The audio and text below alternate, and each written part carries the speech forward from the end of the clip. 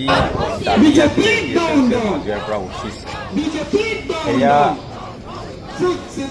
সকলো কাৰ্বি আংলংবাসীয়ে সম্পূৰ্ণৰূপে সহযোগ কৰিবলৈ মই আহ্বান জনাম, কিয়নো সেয়া কাৰ্বি আংলঙৰ বৰ্তমান আৰু ভৱিষ্যত সুৰক্ষা কৰিবৰ কাৰণে একদম ন্যায্য দাবী হয়।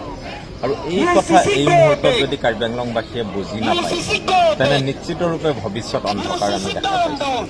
আজি 6 ছেডিউলৰ আইনখন যে যি ধৰণে তেখেতসকলে ধ্বংস কৰিছে, আজি 6 ছেডিউলৰ আইনে আমাক যিবোৰ সুৰক্ষা দিছে সেইবোৰ ধ্বংস কৰি তেনে কাৰ্বি জাতিটো ইয়াত থকা কাৰ্বি আংলঙত থকা সকলোবোৰ জনজাতীয় মানুহক ধ্বংস কৰাৰ এইটো এটা ব্লু প্ৰিণ্ট তেখেতসকলে ৰচিছে।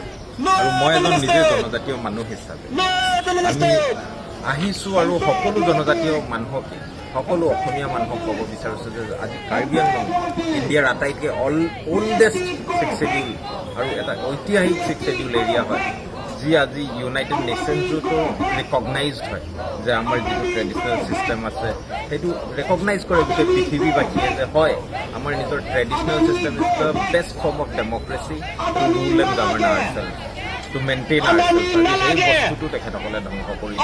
আজি কাৰ্বিসকল ধ্বংস হোৱা মানে কাইলৈ বড়োসকল ধ্বংস হ'ব, ডিমাচাসকল ধ্বংস হোৱা মানে কাইলৈ মিচিংসকল ধ্বংস হ'ব, তিৱাসকল ধ্বংস হ'ব, সমগ্ৰ অসমৰ জাতি জনগোষ্ঠী সকলোবোৰ ধ্বংস হ'ব। কিয়নো আমাৰ ছেফগাৰ্ডছবোৰ আঁতৰাই সংবিধানে দিয়া আমাৰ right to say no, right to govern ourselves, এইবোৰ আঁতৰাই কি কৰিব বিচাৰিছে সিহঁতে? আমাৰ খনিজ সম্পদ, আমাৰ মানৱ সম্পদ সকলোবোৰ তেখেতসকলে আমাৰ পৰা কাঢ়ি লৈ যাব চেষ্টা কৰিছে। যিবোৰ আজি দাবী কৰিছে বা ভয়ংকৰ মানে ভয় লগা কথা যে পাম্প ষ্ট'ৰেজৰ নামত ইমান ধুনীয়া ধুনীয়া পাহাৰ শেষ কৰি গোটেই খেতি মাটি ডুবাই কিনে তাত কাৰ কাৰণে সেইটো ইলেক্ট্ৰিচিটি প্ৰডিউচ কৰি আমাৰ কাৰ্বি আংলঙক কিমান ইলেক্ট্ৰিচিটি লাগে? আমাৰ এটা বাল্ব হ'লে হৈ যায়, তেন্তে ইমান থাউজেণ্ড মেগাৱাট ইলেক্ট্ৰিচিটি কাৰ কাৰণে? এতিয়া ৰিনিউৱেবল এনাৰ্জিৰ ৰিচোৰ্চ ইয়াত মাইনিং কৰিবৰ কাৰণে ক'ৰবাত জাপানীজ গভৰ্ণমেণ্ট আমুক তামুকক আনিব বিচাৰিছে, কাৰ কাৰণে লাগে? কাৰ্বি মানুহেতো ইমান দিয়ে আছে। আজি কাৰ্বি আংলঙে প্ৰি ইণ্ডিপেণ্ডেঞ্চ টাইমৰ পৰা দি আছে, আমাৰ কাঠ দিছে, সম্পদ দিছে, পানী দিছে, খানা দিছে, খেতি দিছে, আৰু কিমান এইটোতো গণতন্ত্ৰ হ'ব নোৱাৰে। এখন সৰু কাৰ্বি আংলং অসমৰ নিচিনা জেগা, নৰ্থ ইষ্টৰ জেগা, দিল্লীৰ পেটটোতো আমি সদায় ভৰাব নোৱাৰোঁ। আমি সৰু জেগা এটা হয়, আমাক এটা ৰাইট লাগিব, এটা জুডিচিয়াছ ৰাইট থাকিব লাগিব, যাতে আমাৰ ভৱিষ্যত প্ৰজন্মৰ কাৰণে এই বস্তুবোৰ আমি ৰখাব পাৰোঁ, আমাৰ ঘৰ বচাব পাৰোঁ।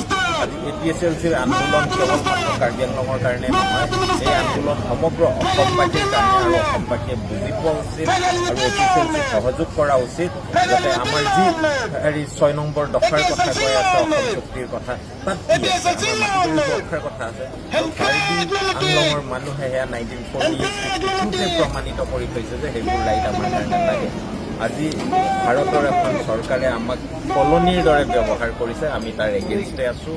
সমগ্ৰ অসমবাসীক আমি আহ্বান জনাম কাৰ্বি আংলং আৰু অসমৰ ভৱিষ্যত ৰক্ষা কৰিবৰ কাৰণে ক'ব লাগে যে হিমন্ত তুলিৰামৰ মতে স্বপ্ন চলিব। সিহঁতি ধনী হ'লে অসমীয়া জাতি ধনী নহয়।